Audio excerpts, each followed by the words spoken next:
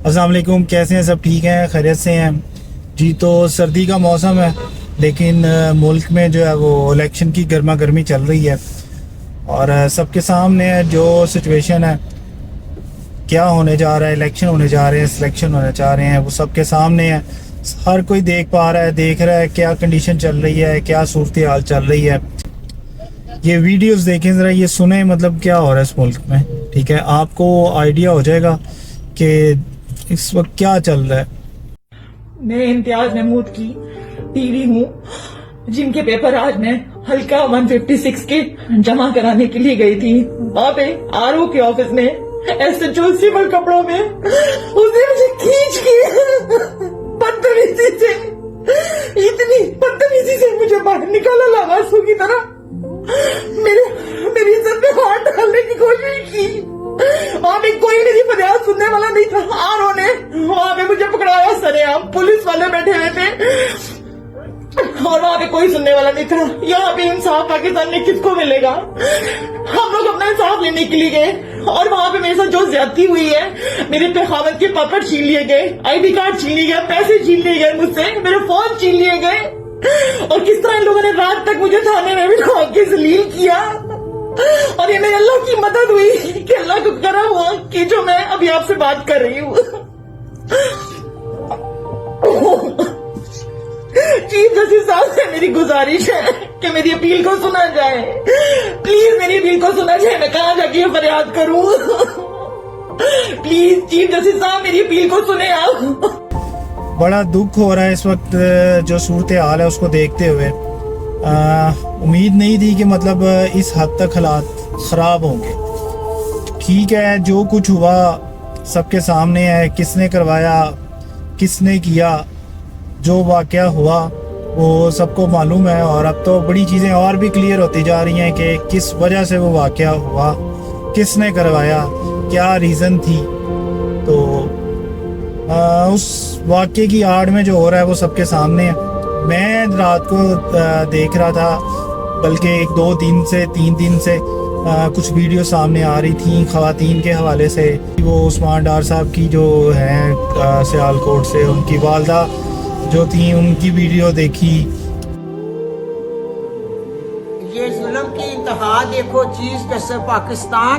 मेरी एक बेवा औरत की आपसे अपील है, 70 साल साथ में एक माँ भी हूँ। घर पे मैं सोई हुई थी, आज फिर ख्वाजा आसफ ने मेरे घर पर हमला कराया। ये देखो मेरा दरवाजा तोड़कर मेरे अंदर दाखिल हो गए। मैं दरवाजा नहीं खोलती थी क्योंकि आगे पीछे लोग आए, इन्होंने मुझे जोर किया, मेरे सर से चादर उतारी, मेरे बाल खींचे। जो वीडियो सोशल मीडिया पर है आप वो भी सबूत देख सकते हैं। अब मैंने अपने इलेक्शन के कागज जमा कराने जाना है। ये मेरे अपने दिल की आवाज है। मैंने अपनी हदीस और सुन्नत और अपने कुरान के मुताबिक ये फैसला किया है। कोई मुझे जोर करके, अपना टॉर्चर करके अपनी मनमानी नहीं मरवा सकता। देखो मेरे घर पे उन्होंने मेरी कमीज को फाड़ डाला। जो कुछ इन्होंने किया, मेरी आपसे अपील है कि ये क्या हो रहा है, पूछिए इन लोगों से। ये हमारा पाकिस्तान है। ख्वाजा से मेरा चैलेंज है कि मेरे घर को पडोसर से अपनी ढेर लगा दो और मैदान में आओ। देखो मैं तुम्हारे शेर का क्या असर करती हूँ। मुझे हथकड़ियां लगाओ, मैं कागज जमा कराऊंगी और हथकड़ियां मुझे लगाओ। मैं हथकड़ियां और जेल में भी जाकर इलेक्शन लाऊंगी। किसी भुलेखे में ना रहना, किसी भूल में ना रहना। ये मेरा चैलेंज है। चैलेंज ने बच्चे मेरा ऐद है, मेरा पैगाम है आपको भी और शहर सियालकोट की अवाम को भी मेरा पैगाम है। जो जुल्म ये करार है आप देख रहे हैं। आपने मेरे कागज जमा कराने का सुन के 20 लोग पुलिस की आधी रात मेरे घर पे भेज दिए और मुझे जोर करके दिए। आपने ये वीडियोस देखी हैं। इस वक्त ये वीडियोस जो हैं वो इस मुल्क में जो हालात चल रहे हैं उसकी अक्कासी कर रही हैं। यही हाल जो है ना इस टाइम मुल्क की हर तरफ हो रहा है। नॉट ओनली लाहौर में, नॉट ओनली पंजाब में, हर तरफ जो कागजात जमा करवाने जा रहा है उनको पकड़ लिया जा रहा है। चाहे वो ख़वातीन हैं, चाहे वो बंदे हैं, تائید کنندہ تصدیق کنندہ کوئی بھی بکلا کو نہیں چھوڑا جا رہا، باقی لوگ تو دور کی بات آ جاتی ہے، بکلا نہیں محفوظ ہیں۔ جو حالات ملک میں چل رہے ہیں اس وقت کچھ سمجھ نہیں آ رہی، سمجھ سے باہر ہے کہ یہ سب کچھ ہو کیا رہا ہے اور کرنا کیا چاہ رہے ہیں۔ کہنے کو الیکشنز ہیں اور لیکن سمجھ نہیں آ رہی الیکشنز ہیں کہ سلیکشنز ہیں، کیسے ہوں گے، یہ سب کیا ہوگا، کچھ سمجھ نہیں آ رہی۔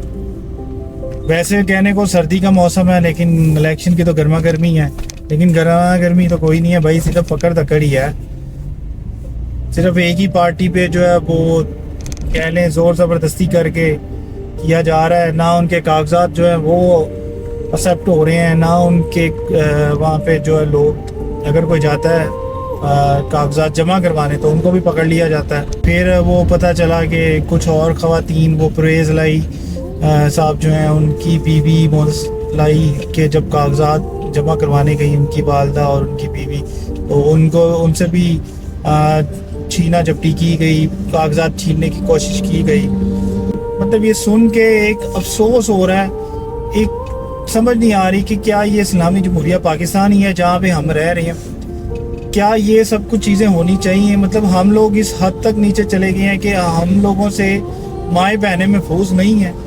ہم لوگ کیا میسج دے رہے ہیں آنے والی نسل کو؟ ہم لوگ اپنے بچوں کو کیا پیغام دے رہے ہیں کہ پاکستان میں ان کا کوئی مستقبل نہیں ہے، یا پاکستان میں مائیں بہنیں محفوظ نہیں ہیں؟ ہم کیا دنیا دیکھ نہیں رہی؟